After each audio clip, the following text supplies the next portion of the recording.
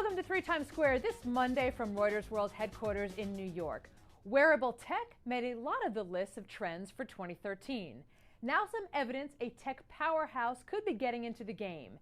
Apple is reportedly experimenting with a device similar to a wristwatch that would operate on the same platform as an iPhone and would be made with curved glass. The New York Times says it could be used to make mobile payments.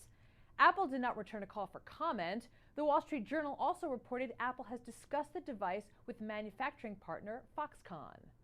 Google's ex-boss is searching for buyers. Eric Schmidt plans to sell 42% of his stake in the company. Google says the sale will help him diversify his assets. He could net about $2.5 billion from the move. That's about the total net worth of casino magnate Steve Wynn, number 491 on the Forbes billionaires list, or entrepreneur and Dallas Mavericks owner Mark Cuban, number 546. Google shares closed at $785.37 on Friday and are now at about $779. Schmidt's sale would give him enough money to own nearly a quarter of a combined U.S. Airways American Airlines. Sources say the carriers are nearing an $11 billion deal to create the world's largest airline. Under the current plan, U.S. Air's CEO would run the firm, with the CEO of American's parent company, AMR, becoming non-executive chairman.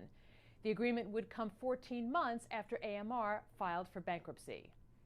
NBC and Hearst in a different kind of agreement. The company is reportedly joining forces to create a new cable channel.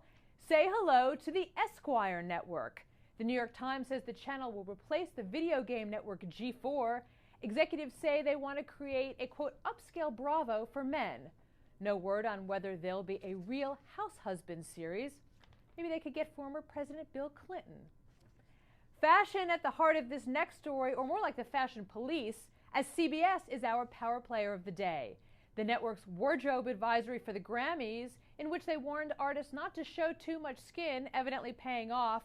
Take a look at last year's Rihanna compared with a more demure Grammy look this year. Then there's Beyoncé from 2011, she skipped last year's show, compared to a very conservative 2013.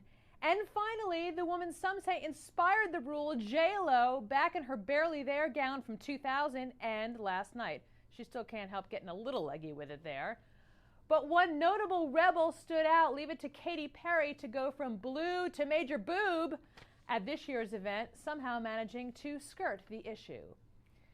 And finally, can't say this competition isn't fruitful. It's the annual Battle of the Oranges in the northern Italian city of Ivrea, that joyous time of year when folks dress up in medieval costumes and pelt each other with juicy oranges from Sicily.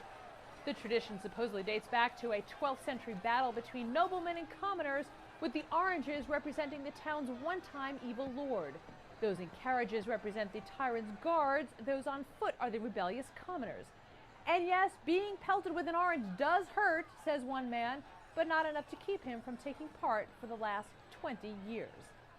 That's the latest from 3 Times Square this Monday. You can follow us on Twitter at Reuters Insider and get more Reuters videos at Reuters.com/ReutersTV. I'm Lisa Bernhard. This is Reuters.